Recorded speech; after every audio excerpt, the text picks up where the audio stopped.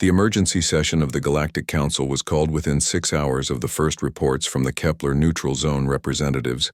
From every major civilization rushed to the great meeting hall, their voices creating a storm of confusion, fear, and disbelief. The massive screens around the chamber played footage from Captain Sujin's patrol vessel, showing the impossible battle in perfect detail. Chancellor Vrex stood at his podium, but his usual confidence was gone. His green scales had turned pale, and his forearms shook as he tried to call for order. The other delegates were not listening. They were too busy staring at the screens where human warships destroyed enemies 3 times their size with casual ease.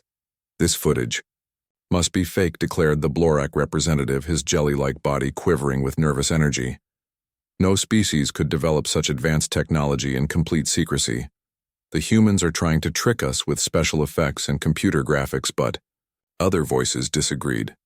The crystal beings had analyzed every frame of the recordings using their natural ability to detect energy patterns. The insect delegates had run the tactical data through their hive-mind computers. Even the most skeptical civilizations could find no evidence of deception. Ambassador Kang Ho sat quietly in the human section, wearing the same calm expression he had shown 3 months earlier. When the council voted to ban human ships, Jeannie sat beside him operating a portable holographic projector that would soon change galactic politics forever. The footage has been verified by 17 independent analysis systems, announced Council Technician Prime, a crystalline being whose species specialized in data. Authentication. Ship signatures, energy readings, and quantum mechanics all confirm complete authenticity. The vessels shown are real, and they are human. Murmurs of terror spread through the chamber. Representatives who had laughed at human weakness now whispered frantically among themselves, trying to understand how they could have been so completely wrong. The insectoid Zentari delegate clicked her mandibles in distress while the blob creatures changed colors rapidly, showing their emotional state. But we have detailed intelligence reports on human military capability, protested one delegate. Their technology is decades behind our own. Their largest warships are smaller than our patrol boats. We have seen their capabilities with our own eyes. Ambassador Kang Ho finally stood his movement, causing the entire chamber to fall silent. Every alien eye, tentacle, and sensory organ focused on the human representative, who had accepted their restrictions so quietly months before. Honored representatives. May I address the council, he asked politely. Chancellor Vrex granted permission with obvious reluctance, clearly hoping the human would provide some explanation that did not terrify every alien in the room.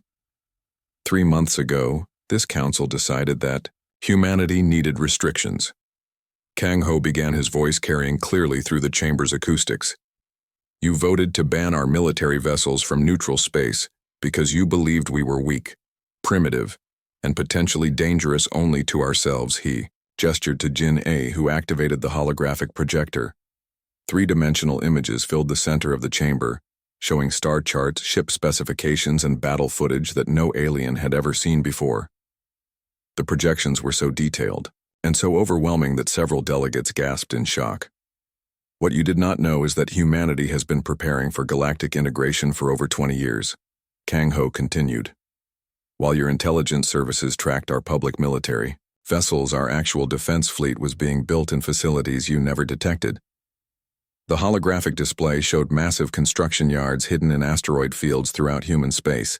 Mining operations in distant systems had been gathering resources for decades.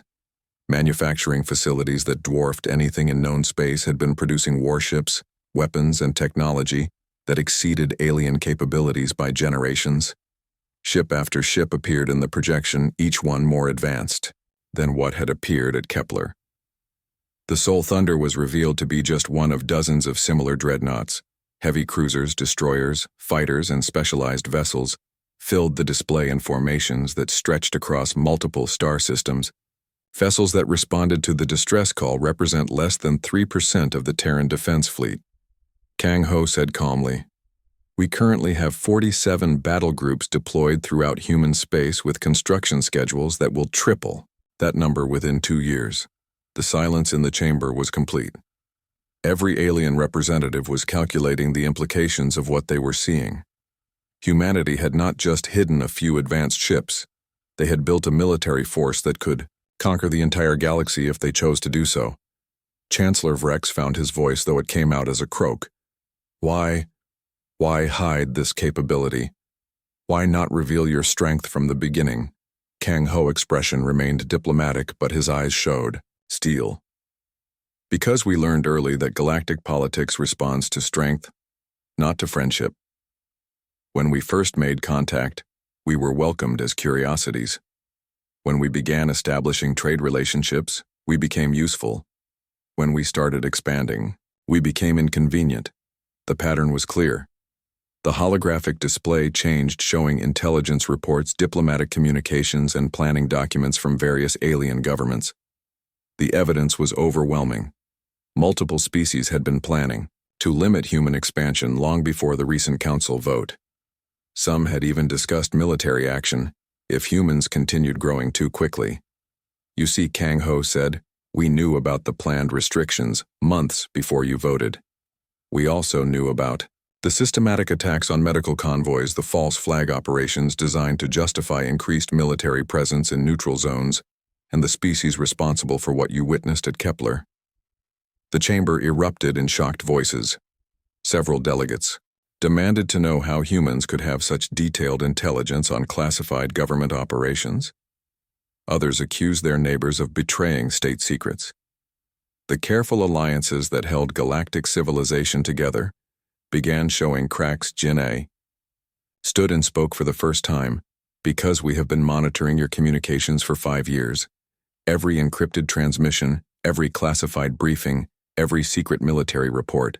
Human signals intelligence technology is approximately 40 years ahead of your best efforts. The implications hit the chamber like a physical blow. If humans could break any alien encryption, if they had been listening to classified communications for years, if their military technology was generations beyond anything previously known, then every assumption about galactic power structure was wrong. Every government, every military, every intelligence service had been operating under the belief that they understood the strategic situation. Now they learned that humans had been watching, listening, and preparing, while aliens debated restrictions and limitations. Ambassador Kang Ho waited for the noise to die down before delivering his final statement. The Terran Republic wishes to propose a new arrangement. We will maintain our voluntary restriction on military vessels in neutral space with one exception. Any attack on civilian vessels carrying refugees, medical supplies, or humanitarian aid will result in immediate human response, regardless of location or political considerations. The weight of his words settled over the chamber like a heavy blanket. Humans were offering to continue following the restrictions they had never needed to follow in the first place.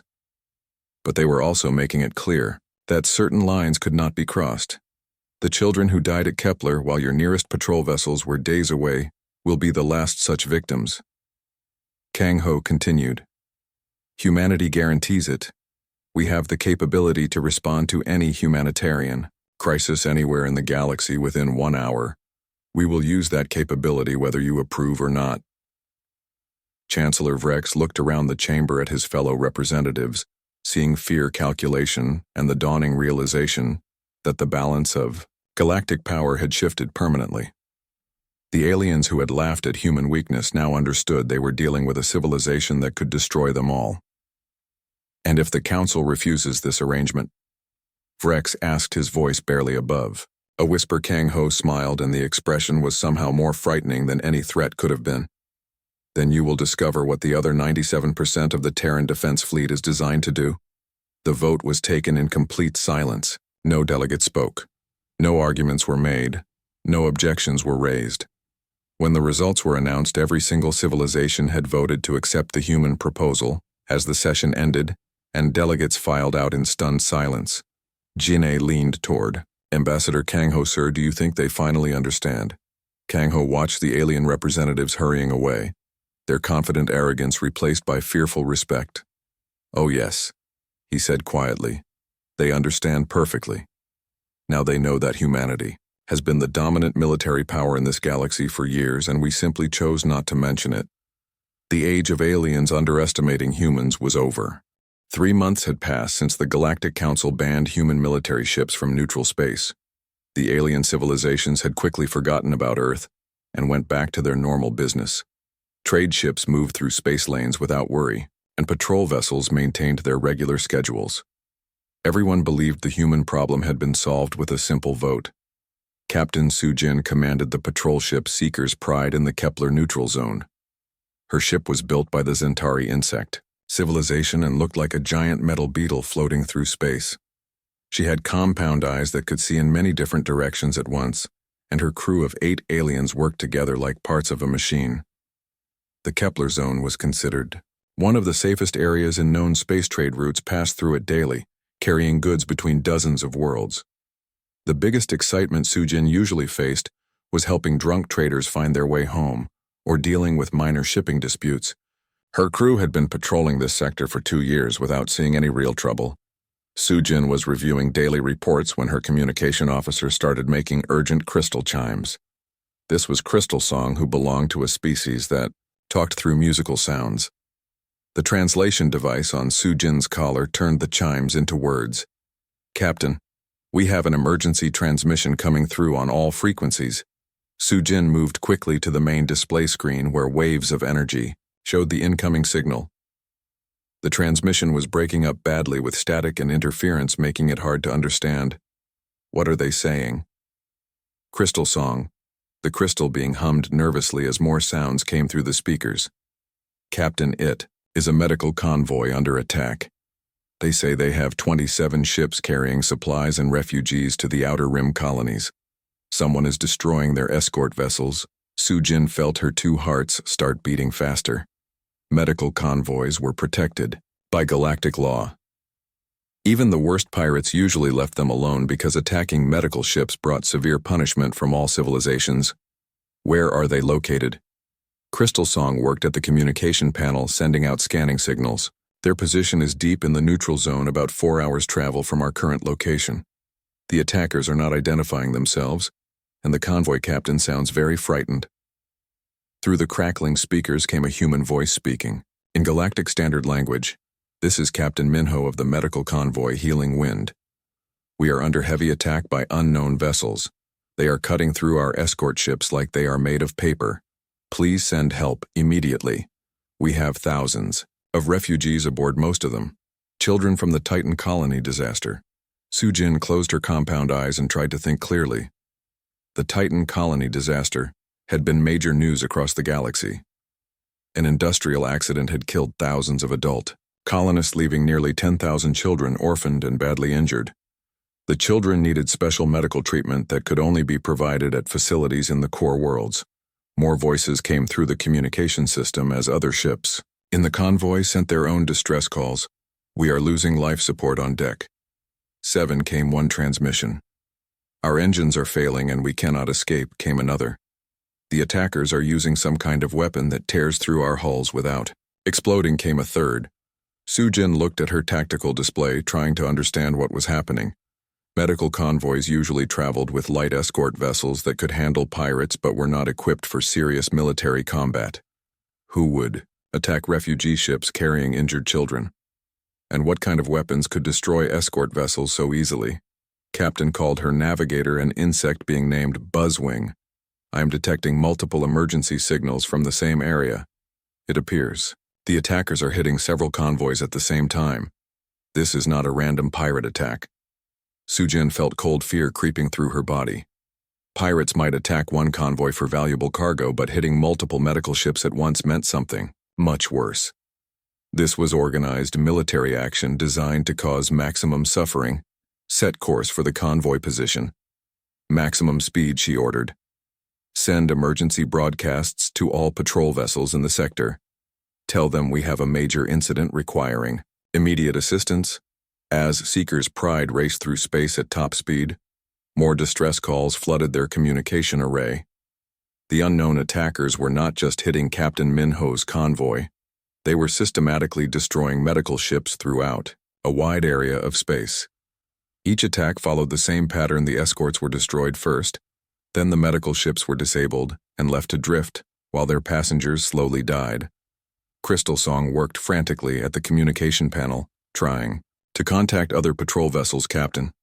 I have responses from 3 other ships in the sector, but they are all more than 6 hours away. The nearest military base is 8 hours from the attack zone. Su-Jin studied the star charts on her main screen. The Kepler neutral zone had been designed to be peaceful space where different civilizations could meet and trade safely. Military patrols were kept light and spread out, because everyone believed major conflicts could not happen here. When Seekers' pride finally reached the edge of the attack zone, what Su-Jin saw made her compound eyes dilate with horror. Wreckage floated everywhere in neat, precise patterns. The attackers had not simply destroyed the ships, they had methodically torn them apart to cause maximum pain, and fear escape pods drifted in the void like seeds scattered by wind. Each pod contained survivors from the destroyed ships, but the pod's life support systems were failing. Most would be dead within hours. Hundreds of small lights blinked desperately in the darkness, each one representing lives that were slowly ending. Captain Minho's voice came through the speakers again, weaker now and filled with desperation. This is Healing Wind. We have lost main power, and our medical systems are failing. The children in the emergency ward need immediate treatment or they will die. Please, anyone who can hear this, we need help. Now Su-Jin counted the escape pods on her scanner and felt her heart sink. There were over 300 pods floating in space. Her ship could rescue maybe 50 people before running out of life support capacity. Even if the other patrol vessels arrived, they could not save everyone. Captain whispered, Buzzwing. There are massive energy signatures in the distance. The attackers are still out there. They appear to be waiting for something. Su-Jin looked at the tactical display where large, dark shapes moved against the stars. The unknown vessels were huge, much larger than anything in the galactic databases, and they moved with purpose and intelligence. These were not pirates or raiders. These were warships from an advanced civilization. Send another emergency broadcast on all frequencies. Maximum power, she ordered. Include our tactical data, and tell everyone that hundreds of civilian lives are at stake. Someone has to respond before these people die. What Su-Jin did not know was that her broadcasts were being received by listeners who had been waiting patiently for exactly this situation. Hidden monitoring stations throughout the galaxy picked up every word and transmitted the information to a secret command center that officially did not exist. In the asteroid belt beyond Pluto, Admiral Sora stood in the command center of Terran Defense Station 1. Around her, dozens of human officers monitored communications from across known space. The station was invisible to alien sensors, and according to all official records, humanity had no military presence outside. Earth's orbit admiral called Commander Dong Min from the communication station. We are receiving the distress calls from Kepler medical convoys under attack. Thousands of civilian refugees, mostly children. The nearest alien patrol vessels are hours away. Sora studied the tactical display where red dots marked the attack zones. Her weathered face showed no emotion, but her dark eyes held the cold calculation of someone who had spent 30 years preparing for this exact moment. Response time. If we launch immediately, Commander Dong Min checked his instruments. If we deploy the Soul Thunder battle group, they can reach the attack zone in 43 minutes. Sora listened to the desperate voices coming through the speakers in the background. She could hear children crying and adults praying in a dozen different languages. She thought about the Galactic Council meeting 3 months ago, where alien delegates had laughed at human weakness. Mayam urged, Dong Min, the medical ships will not last another hour. If we are going to act, it has to be now, Admiral. Sora took a deep breath and made the decision that would change galactic politics forever. Launch Soul Thunder battle group. Full stealth approach until they reach combat zone, then reveal everything. I want every alien in that sector to see exactly what human ships can really do. The great meeting hall of the Galactic Council was huge and filled with noise. The walls were made of shining metal that came from 100 different worlds, and the ceiling was so high that small clouds sometimes formed near the top representatives. From every corner of known space sat in their special seats, talking loudly and making gestures with arms, tentacles, and other body parts. Ambassador Kang Ho from Earth sat quietly in the section marked for humans. His black hair was perfectly neat, and his dark suit looked simple compared to the colorful robes and strange clothing worn by the alien delegates. Next to him, His assistant Jin A was looking through files on her tablet. Her face showed worry as she read page after page of documents. Room was full of different creatures. Some looked like giant insects with clicking sounds coming from their mouths. Others were made of what appeared to be living crystal that hummed when they talked. There were blob-like beings that changed shape as they moved, and tall, thin creatures with too many arms. Jinne had studied alien biology for years, but she still found some of the delegates disturbing to look at. At the front of the room, Chancellor Vrex from the Vraxian Empire stood up. He was tall, with green scales covering his body and 4 arms that moved in complex patterns when he spoke. His voice was deep and carried easily through the chamber, even without the translation devices that everyone wore today. We gathered to discuss a problem that affects trade and peace throughout our galaxy. Vrex announced the human species has been expanding too quickly, and their military ships are becoming a concern to established civilizations. Laughter started from different parts of the room. The insect-like Zentari made their clicking sounds, which meant they found something funny. The crystal beings hummed in harmony, which was their way of showing amusement. Even the blob creatures jiggled in a way that clearly meant they were laughing. Ambassador Kang Ho felt his jaw muscles tighten, but his face remained calm. Years of diplomatic training had taught him never to show emotion during important meetings. He watched as more and more delegates joined in the laughter. Some were pointing at the human section and whispering to each other. A fat creature that looked like it was made of green jelly stood up slowly. This was Representative Gloop from the Blorak Confederation. His voice made wet, squelching sounds as he spoke. These humans think they are warriors, but look at their tiny ships. Their weapons are so primitive that space pirates laugh at them. We remember when they first came to space just 20 years ago. They could barely fly to their own moon without crashing. More laughter filled the room. Some delegates were now making jokes in their own languages. Jinne leaned toward Ambassador Kang Ho and whispered, "Sir, this is getting worse. Should we say something to defend ourselves?" Kang Ho shook his head, very slightly. "Let them talk," he whispered back. "Every word they say tells us what they really think. We need to know their true feelings." Chancellor Vrex raised all 4 of his arms for silence. The laughter slowly died down as delegates returned their attention to the front of the room. "We have reports from our intelligence services about human military capability," he continued. "Their technology is at least 50 years behind the most advanced civilizations. Their largest warships are smaller than our patrol boats." A delegate from the insect species stood up. Her name was Queen Voice Chitra, and she spoke for billions of insects across 12 star systems. "Our hive mind has analyzed human combat records from their conflicts with space pirates. The humans won those battles only because the pirates were using even more primitive weapons than the humans. If they faced a real military force, they would be destroyed in minutes." The crystal delegate chimed in with musical tones that the translators converted to words. "Human expansion has disrupted 3 major trade routes in the past year. They fly through neutral space like they own it, but they have no right to claim territory that belongs to all civilizations. They're reckless. Behavior must be stopped before they cause real problems." Chancellor Virex nodded his scaled head in agreement. "This is exactly why we must vote today. The motion before us is simple. We will ban all human military vessels from entering neutral space until they can prove they understand civilized behavior. If they want to leave their home system, they must use civilian transports with no weapons." The Blorak representative made more wet sounds. "This is too generous. We should restrict them to their home planet until they learn proper respect for their superiors. Humans are like children playing with toys. They do not understand." Ambassador Kang Ho listened to every word, but his expression never changed. Jinne was taking notes on her tablet, recording everything that was said. She had been trained in xenopsychology and could read the emotional states of most alien species.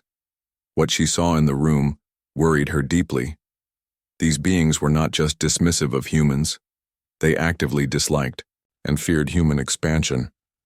The debate continued for 2 hours, with delegate after delegate standing up to explain why humans needed to be controlled. Some spoke about trade disruption, others worried about human unpredictability. A few mentioned concerns about human reproduction rates and expansion speed. But underneath all the official reasons, GNA could see the real truth. These advanced civilizations were annoyed that a young species was growing so quickly. Finally, Chancellor Vrex called for the vote. All delegates in favor of restricting human military movement to their home system, please indicate now. Lights began appearing throughout the chamber as delegates voted. Each species had their own way of showing agreement. The insects clicked rapidly, the crystals chimed in harmony, and the blob creatures turned bright colors. Ginny counted the votes and felt her heart sink. 87 civilizations voted yes, only 12 voted no. Most of the no votes came from species that traded regularly with Earth. The Terran Republic abstains from this vote. Ambassador Kang Ho announced when it was time for the human response. This was diplomatic language that meant humans would not vote, either yes or no. Chancellor Vrex brought down his ceremonial hammer to make the vote official. The motion passes. Human military vessels are banned from neutral space. Effective immediately. Any violation will result in military response from Council forces. As the session ended, delegates began talking excitedly among themselves. Many were congratulating each other on solving the human problem so easily. Jin'e heard fragments of conversation as she packed up her equipment. Look how quietly they accepted it. One delegate said, "They know they cannot fight real civilizations," another added. "This will teach them to respect their betters," said a third ambassador. Kang Ho stood up slowly and straightened his jacket. "The Terran Republic acknowledges the Council's decision," he said in a clear voice. "We will comply with your wishes and withdraw our military vessels from neutral space. We respect the authority of this Council and will follow all regulations." As he and Jin'e walked toward the exit, more whispers followed them. "Typical human weakness," one voice said. "They surrender as soon as they face real opposition," added another. "See how easily they give up when confronted by superior beings," said a third. The two humans walked through the long corridors of the Council building. Without speaking, Jin'e waited until they were completely alone before asking, "Sir, why did we not defend ourselves? Why did we let them humiliate us like that?" Ambassador Kang Ho stopped walking and looked at his assistant with a small smile. "Because, Jin'e, sometimes the best way to win a war is to let your enemy think they have already won." That night in his private quarters, Ambassador Kang Ho sent a coded message to Earth. The message was very short. Phase 1, complete enemy has taken the bait, as expected. Proceeding to Phase 2 immediately. All units maintain communication silence until further orders. What none of the celebrating alien delegates knew was that their victory celebration was being broadcast live to every human military base in the galaxy. And what they definitely did not know was that those bases were much larger and much more advanced than their intelligence services had ever imagined. The remaining 5 enemy warships stopped their advance toward the human fleet. The destruction of their lead vessel had been so complete and so sudden that even their advanced computer systems needed time to process what had happened. These were not the primitive humans that galactic intelligence reports described. These were something entirely different and far more dangerous. Captain Hyun-woo stood on the bridge of Seoul Thunder, watching the enemy formation on his tactical displays. The alien ships were massive, each one bristling with weapons that could level cities. Their dark hulls absorbed starlight, making them nearly invisible until they powered up their weapon systems. But size and stealth meant nothing against enemies who could see through any deception. "Enemy vessels are scanning us," sir, reported Commander Mi Young from the sensor station. "Their technology is very advanced, possibly more sophisticated than anything we have encountered before. These are not pirates or raiders, sir. These are military vessels from a major civilization." Hyunwoo studied the energy readings coming from the alien ships. Their plasma cannons were charged to maximum power, and some kind of quantum torpedo system was preparing to fire. He recognized the tactical formation they were using. It was designed to overwhelm a single target with concentrated firepower from multiple angles. "They expect us to fight like other species," he said calmly. "Spread out, try to avoid their shots, and hope our weapons can penetrate their shields." "But they do not understand how humans approach warfare. Launch all fighter squadrons," he ordered. "Deploy Shadowhawk combat drones and prepare the Soul Storm. and Soul Lightning for coordinated assault. These aliens are about to learn that humans do not fight fair. 60 small fighter craft launched from the Soul Thunder, moving through space like angry insects. Each fighter was piloted by a human who had trained for years in zero-gravity combat. The fighters were tiny compared to the massive enemy warships, but they moved with speed and precision that defied physics. Commander Tejo led Dragon Squadron toward the enemy formation. His fighter twisted and rolled through space, avoiding plasma bursts that lit up the darkness like artificial stars. The alien weapons were powerful, but they were designed to hit large, slow targets, not small craft that moved like living creatures. Dragon 2 target their sensor arrays, Tejo called over the communication system. Dragon 3 hit their weapon control centers. Let us blind them before we destroy them. The human fighters swarmed around the enemy ships like angry bees attacking a giant. The alien vessels tried to swat them away with point defense weapons, but the humans anticipated every move. Their fighters danced between energy beams that should have vaporized them. Captain Sujin watched from her patrol vessel, unable to believe what she was seeing. Those fighters are smaller than our escape pods, but they are flying through weapons fire that could destroy a cruiser. How are the pilots even surviving those acceleration forces? The answer lay in technology that no alien civilization had developed. Human pilots wore special suits that allowed them to withstand forces that would kill any other species. The fighters themselves were built using materials that existed only in secret human laboratories. While the fighters distracted the enemy ships, the Soul Thunder continued its methodical destruction. The great dreadnought moved through space like a predator stalking prey. Its main weapons fired in precise sequences, each shot calculated to cause maximum damage to critical systems. The second enemy vessel tried to retreat when it realized the battle was not going as planned. But human targeting computers had already locked onto its engines. The Soul Lightning's plasma cannons fired 3 times in rapid succession. Each shot hit exactly where it was supposed to, and the alien ship lost all power. Without engines or weapons, the massive vessel drifted helplessly as human fighters swarmed over its hull. They attached small devices to key points along the ship and then withdrew to a safe distance. The devices exploded, simultaneously tearing the alien warship apart from the inside. Captain Sujin had seen space battles before, but nothing like this.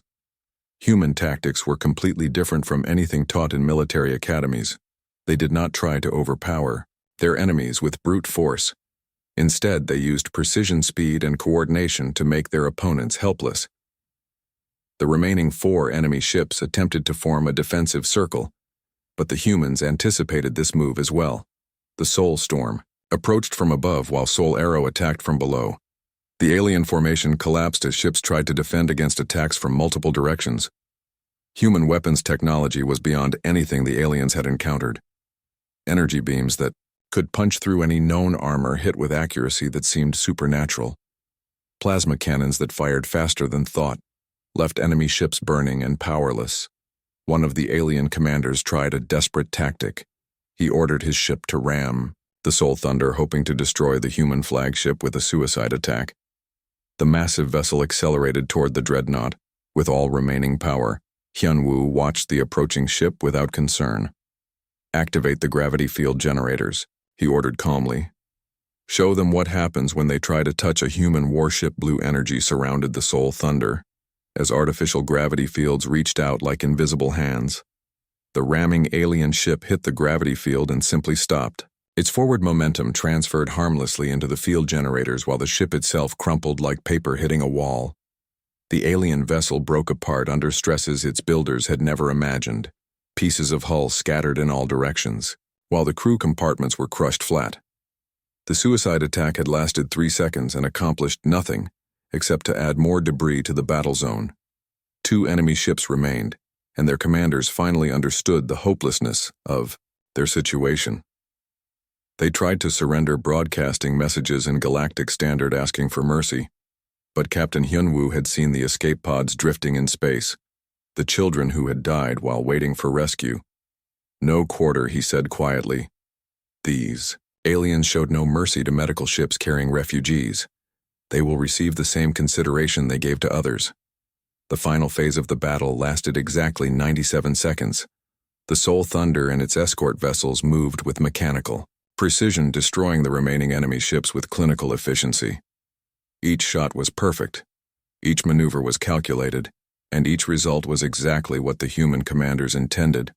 When the shooting stopped, 6 massive alien warships had been reduced to expanding clouds of debris. The human fleet had not lost a single vessel, had not suffered any damage, and had not even needed to use their most advanced weapons. The battle had been so one-sided that it barely qualified as a fight captain. Sujin sat in her command chair staring at sensor readings that made no sense. The energy signatures from the human weapons were beyond anything in known science. The tactical maneuvers they had performed violated basic physics, as understood by galactic civilization. Commander Crystal Song chimed nervously. "Captain, the human rescue vessel is requesting permission to transfer survivors to our ship. They say their medical facilities are designed for human biology, but they need our help treating." Alien refugee Zhu Jin looked at her displays where the Soul Mercy was already working among the escape pods. Its recovery drones moved with impossible efficiency, gathering survivors and providing emergency medical care. The humans had just won the most decisive military victory in recorded history, and now they wanted to share rescue duties. "This is Commander Ji Hai of Seoul." Mercy came a transmission. "Captain Su Jin, we have recovered 847 survivors from the convoy attack. Our medical bays can stabilize them, but we need your expertise with non-human biology. Could you assist with treatment? We have all the medical supplies you need." As Su Jin watched the human ships work, she began to understand that everything the Galactic Council believed about humanity was not just wrong, it was catastrophically wrong. These were not primitive beings playing with technology they barely understood. These were apex predators who had been hiding their true nature until the moment was right. The implications were staggering. If humans could build weapons this advanced in secret, if they could deploy fleets that appeared from nowhere, if they could coordinate military operations across galactic distances, then every assumption about the balance of power needed to be reconsidered. Captain called Buzzwing quietly. "Should we report what we have seen?" Su Jin thought about the alien delegates who had laughed at human weakness 3 months ago. She thought about the arrogant speeches about human limitations and the confident votes to restrict human expansion. "Oh yes," she said finally. "We report everything, every detail, every weapon, reading, every tactical maneuver. The Council needs to know exactly what they have." Awakened. The emergency broadcasts from the Kepler neutral zone reached 17 different military commands across known space. Each alien civilization received the distress calls and ran calculations about response times. The answers were all the same. Their ships were too far away to help. Hours would pass before any rescue vessels could arrive, and by then everyone would be dead, deep in the asteroid belt beyond Pluto, where no alien had ever looked carefully. A massive space station hung in the darkness. Terran Defense Station 1 was built inside a hollowed asteroid and was completely invisible to outside sensors. According to every official record, humanity had no military presence beyond Earth's immediate orbit. The Galactic Council believed this because they wanted to believe it.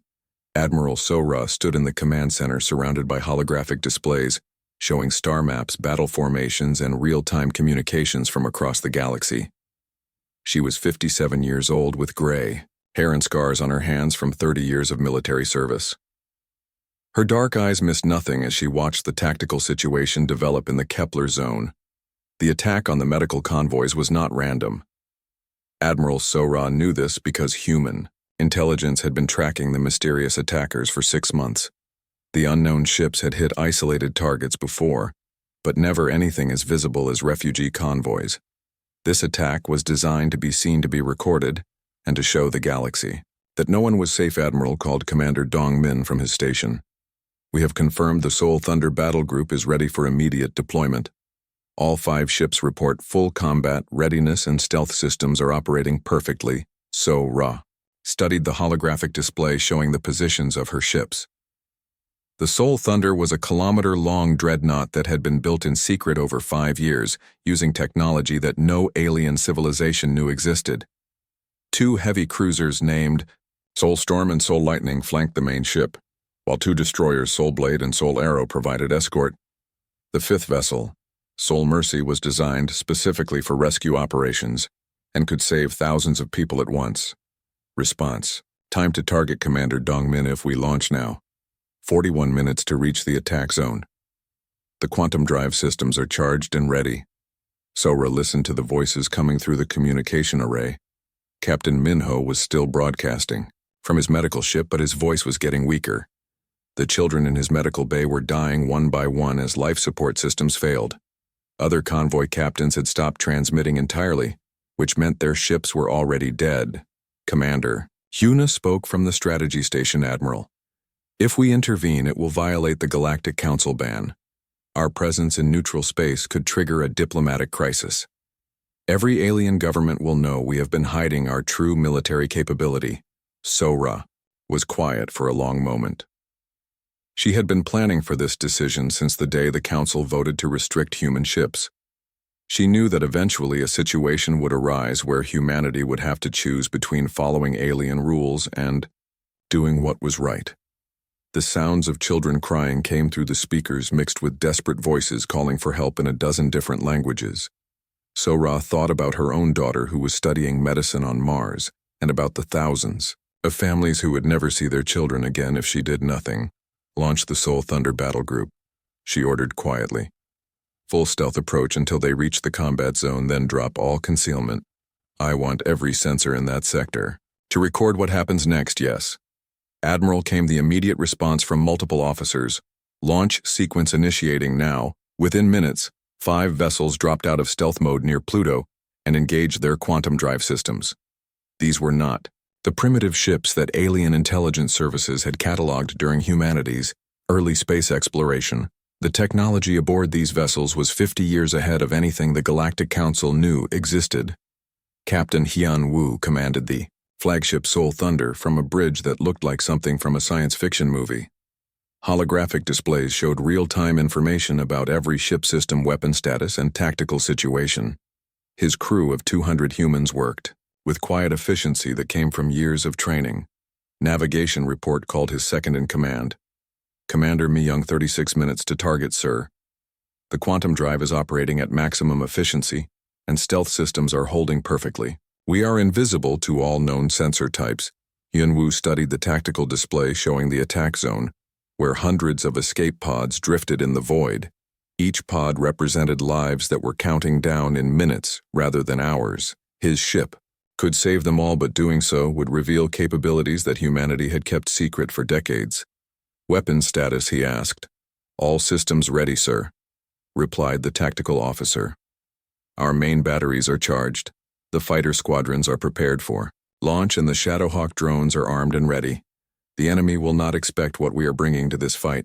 Back at the attack site, Captain Soo-jin watched helplessly as more escape pods went dark on her scanner. Her small patrol ship had managed to rescue 49 survivors, but hundreds more floated beyond her reach. The mysterious attackers continued their systematic destruction, seeming to enjoy prolonging the suffering. Captain called Crystal Song urgently. I am detecting massive energy signatures approaching our position. Multiple contacts, very large, very fast. Soo-jin focused her compound eyes on the tactical display. New contacts approaching from the direction of the inner systems. The energy signatures are enormous. Much larger than anything in our databases. Are they more attackers? Asked Buzzwing nervously. I do not know, Crystal Song replied. The signatures do not match the original hostile vessels. They are different, completely different. Suddenly, space itself seemed to tear open as reality bent around 5 approaching vessels. The quantum drives created ripples in space-time that were visible to the naked eye as the human fleet dropped out of faster-than-light travel. The Soul Thunder materialized first, its angular hull gleaming with armor that seemed to absorb starlight. Soo-jin stared at her displays in complete shock. What are those ships? I have never seen designs like that in any database. The smaller human vessels formed a protective formation around Soul Mercy, which immediately began deploying specialized recovery drones. These drones moved faster than anything Soo-jin had ever seen, racing toward escape pods with mechanical precision. A transmission came through on all frequencies in clear, galactic standard. "This is Captain Hyunwoo of the Terran vessel Seoul Thunder. All civilian ships clear the area immediately. We are engaging hostile forces. Repeat, all civilian vessels withdraw to safe distance." Soo-jin could not believe what she was hearing. Terran vessels. The humans were banned from neutral space. How could they have ships this advanced, and how had they arrived so quickly when the nearest human colony was supposed to be days away? "Captain, the mysterious attackers are changing course. They are moving toward the new arrivals." Soo-jin watched as 6 massive alien warships turned away from the helpless escape pods and formed an attack formation aimed at the human fleet. Each enemy vessel was 3 times larger than the biggest, known warships with dark hulls that seemed to swallow light. The alien attackers had been confident when hunting defenseless medical transports, but they approached the human fleet with obvious caution. These unknown enemies were not stupid. They recognized advanced technology when they saw it. Captain Hyunwoo watched the approaching hostiles on his tactical display and smiled coldly. He had trained for this moment his entire career, studying alien ship designs, learning their weaknesses, and preparing for the day when humanity would have to prove itself. "All stations prepare for combat," he announced calmly. "Launch all fighter squadrons, deploy shadow drones, and charge the main batteries. Let these aliens learn why humans earned their reputation the hard way." The Seoul Thunder had been designed with one purpose: to show the galaxy that humanity was not the weak primitive species that alien governments believed. Every weapon system, every piece of armor, every tactical computer had been built to exceed alien expectations by impossible margins. The first enemy salvo came like hammers of concentrated energy, plasma cannons that could destroy space stations fired at maximum power, expecting to vaporize the human ships instantly. The alien commanders had destroyed medical transports with ease and expected the same result against these strange new vessels. Instead, the human shields held crackling with blue energy that seemed to absorb and redirect the incoming fire. The Seoul Thunder took direct hits from weapons that should have torn it apart, but the great ship continued forward without slowing. Captain Soo-jin watched from her safe distance as impossible became reality. "Those human ships are taking direct hits from planet-killer weapons. How are they still fighting?" Her question was answered as the Seoul Thunder returned fire. The dreadnought's main batteries unleashed energy beams that seemed to tear space itself apart. Targeting computers that could predict enemy movement guided the shots with supernatural accuracy. The lead enemy vessel, confident in its superior size and firepower, took a direct hit from the Seoul Thunder's primary weapon. What happened next would be studied by military academies across the galaxy for generations. The massive alien ship simply ceased to exist, vaporized so completely that not even debris remained. Soo-jin stared at her screens in absolute shock. That enemy ship was 3